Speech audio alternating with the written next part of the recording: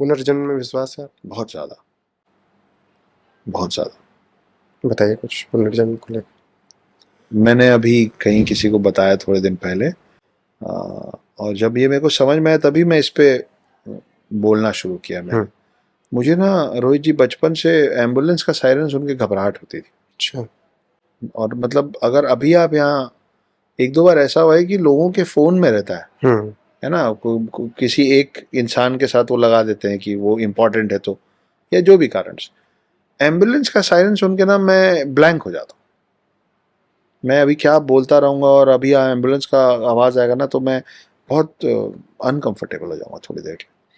फिर या तो मैं बोलूँगा कि 2 मिनट के लिए कैमरा बंद कीजिए, मैं 2 घूँट पानी पीऊँगा। मैं बोलूँगा कि 5 मिनट ब्रेक ले सकते हैं क्या? मैं ऐसा हो जाता हूँ, और ये हमेशा से। मैंने कभी उस पे ज़्यादा दिमाग नहीं लगाया कि ऐसा क्यों है, कैसा है।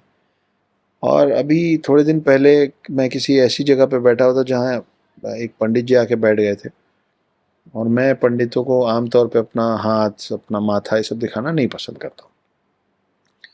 लेकिन कई ऐसे लोग होते हैं ना जो आपको इम्प्रेस करने के लिए या आपका अटेंशन सीख करने के लिए बिना आपसे मांगे बोलने लग जाते हैं। हम्म। आपने पूछा नहीं पर वो आपको इम्प्रेस करने के लिए कुछ बोलने लग जाएंगे आपके बारे में। तो ऐसे ही कुछ हुआ, और मैं जिस जगह बैठा था मैं वहां से उठ के नहीं जा सकता, नहीं तो बेअदबी हो जाती। तो वो मेरा अटेंशन ग्रैब करने के लिए और टेबल में बैठे सारे लोगों का अटेंशन ग्रैब करने के लिए उन्होंने मुझ पे फोकस किया, और उन्होंने एक बात बोली, और उनको मेरे बारे में कुछ नहीं मालूम था, मेरा नाम भी नहीं मालूम था। उन्होंने बोला कि तुम पिछले जन्म में एक महिला थे और अस्पताल के रास्ते में तुम्हारा देहांत हो गया था। हम्म। अजीब सी बात नहीं है? बिल्कुल।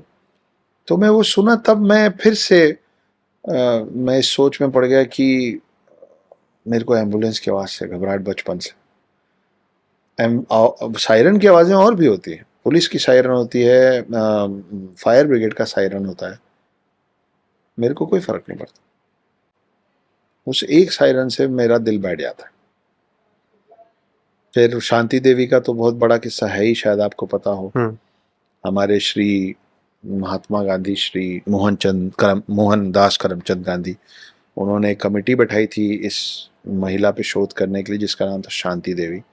शांति देवी जब वो छोटी थी तो एक उम्र में आने के बाद वो अपने माता पिता को बोलने लग गए कि मेरे को यहाँ क्यों रखे हुए, मेरे को मेरे घर जाने दो, और मेरे को शांति शांति क्यों बोलते हो, मेरा नाम चौबाइन है, हम्म। मेरा नाम चौबाइन है, वो मेरा पति है।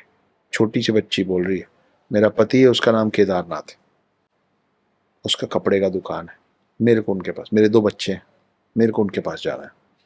थोड़े दिन बाद इनके घर कोई मेहमान आया, उसने ये बात सुनी, उसने उस गांव में टेलीग्राम भेजा। पुरानी बात है, फ़ोन वोन नहीं होते थे उस समय। टेलीग्राम भेजा कि क्या इस गांव में, इस कस्बे में कोई केदारनाथ नाम का आदमी है जिसकी कपड़े की दुकान है? तो उधर से जवाब आया, जी, केदारनाथ नाम का आदमी है जिसकी कपड़े की दुकान है। इस लड़की को इसके परिवार के साथ वहां ले जाया गया। कस्बे के बाहर जब इसको छोड़ा गया तो अपने घर तक का सफ़र ये अकेले खुद तय की। उसको मालूम था कि इस गांव के अंदर मेरा घर कहाँ है। वो चल के जा रही थी तो रास्ते में बताती गई कि इस गली के अंदर जाओगे तो फलाना रहता है, उस गली में जाओगे तो ठिकाना रहता है। वो घर पहुंची तो इन लोगों ने उसका फिर से टेस्ट लिया। इन्होंने केदारनाथ के भाई को सामने बिठाया, बोले ये केदारनाथ। बोले झूठ बोल रहे हो तुम लोग, ये केदारनाथ नहीं, उनके भाई हैं केदारनाथ का। केदारनाथ सामने आए, उनको 4 ऐसी बातें बताई जो पति पत्नी के बीच की बात थी, जो किसी को नहीं पता थी। केदारनाथ ने माना कि हाँ ये कोई और नहीं है, ये मेरी पत्नी है, पर उन्होंने बोला इसका नाम लुगदी है।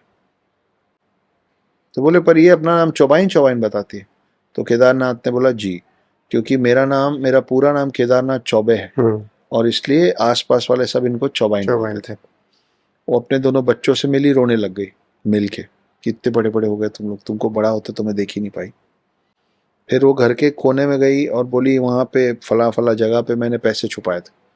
उस जगह से सबके सामने उन्होंने पैसे निकाले, और अपने पूरे जीवन वो अकेली रही। उन्होंने शादी नहीं की क्योंकि उनका मानना था कि उनके पति केदारनाथ चौबे हैं, वो शादीशुदा है। केदारनाथ चौबे के मरने के बाद पूरा जीवन वो अकेले बिताई। जब ये पूरी बात बहुत फैली तो ये बात गांधी जी तक पहुंची। गांधी जी ने एक कमेटी बिठाई, ये डॉक्यूमेंटेड है, मन से नहीं बात हो रही यहाँ पे। गांधी जी ने एक कमेटी बिठाई और कमेटी ने जब बाद में रिपोर्ट दिया तो रिपोर्ट ये दिया कि ये सच है कि लुगदी उर्फ चौबाइन का पुनर्जन्म शांति देवी है। एक और केस है जिसमें पन्ना लाल या क्या नाम है, मैं नाम भूल गया हूँ, मैं कोशिश कर रहा हूँ याद करने की पर नहीं आता है। बोरीवली में एक बंदा था जिसने एक दिन बताया कि मैं पिछले जन्म में फलाना था, मेरा नाम राजेश था और मेरा मर्डर किया गया था और मेरे ही 2 दोस्तों ने मेरा मर्डर किया था। उस बात के बेसिस पे कोर्ट खुले और उन दोनों को सजा हुई। वो बताया कि रेडियो की मेरी दुकान है, इस जगह पे है। जब वहाँ लोग गए तो पता चला कि रेडियो की दुकान है, उसी के नाम से वो रेडियो की दुकान है और उसमें उसकी विधवा पत्नी बैठती, वो चला रही थी। जब वो वापस लाया गया, पत्नी जब उससे मिलने आई तो गाड़ी चेंज हो गई थी, तो गुस्सा हो गया था, बोले मेरी फिएट का है। और उसने जो बताया उसके तहत कोर्ट में उन 2 लोगों को सजा हुई। तो ये तो 1-2 कहानियां, ऐसी ऐसी अनगिनत बिल्कुल। कहानियां हैं, मतलब हम एक पूरा पॉडकास्ट इन बातों पे कर सकते बिल्कुल, और आपसे मैं कह रहा हूँ कि एक इस मुद्दे पे क्या, हर मुद्दे पर एक एक पॉडकास्ट हो सकता है। लेकिन अब आगे बढ़ते हैं और एक सवाल और। हैं। मैं इस पुनर्जन्म पे एक छोटी सी चीज बिल्कुल। जोड़ना चाहूंगा। एक एक अच्छी सी कहानी है हम्म। कि रामायण में आ, जब बाली और सुग्रीव का युद्ध हो रहा था तो बाली के पास ये शक्ति थी कि वो जिससे लड़ेगा उसका आधा पावर खींच लेगा, तो उसको हराना असंभव था। सुग्रीव भी उसको नहीं हरा पाते, तो राम ने बोला कि तुम सामने से लड़ो, मैं पीछे से उसको तीर मार दूंगा। राम ने वैसे ही किया, बाली मर गया, रामायण खत्म हो गया। सुग्रीव वानर सेना के राजा बने, वानर सेना ने राम लक्ष्मण जी का साथ दिया, राम सेतु बना, रावण मरा, रामायण खत्म हुई, राम वैकुंठ धाम पे वापस चले गए। वापस कृष्ण बन के आए, विष्णु का अगला अवतार कृष्ण है।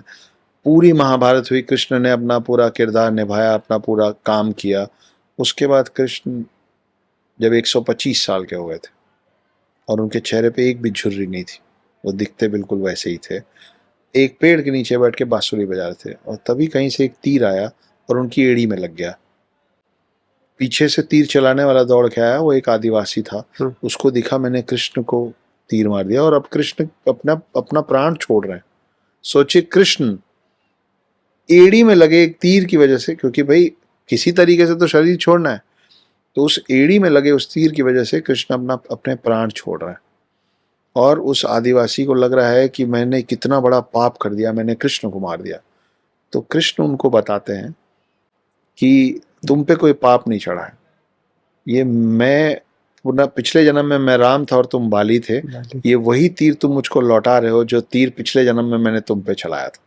तो जो कर्म है और जो पुनर्जन्म है वो तो मेरे वेदों पुराणों में लिखा है। अगर मैं अपने वेदों पुराणों को और इन कहानियों को माइथोलॉजी नहीं कहता हूँ, अगर आप मिथ्या मानेंगे तो माइथोलॉजी, अगर आप सत्या मानेंगे तो सत्यालॉजी। मैं इसको सत्या मानता हूँ, इसलिए मेरे लिए सत्यालॉजी है। तो अगर ये मेरे लिए सत्य है तो मेरे पुराणों में लिखी मेरी हर बात सत्य है, तो मेरे लिए पुनर्जन्म भी उतना ही सत्य है।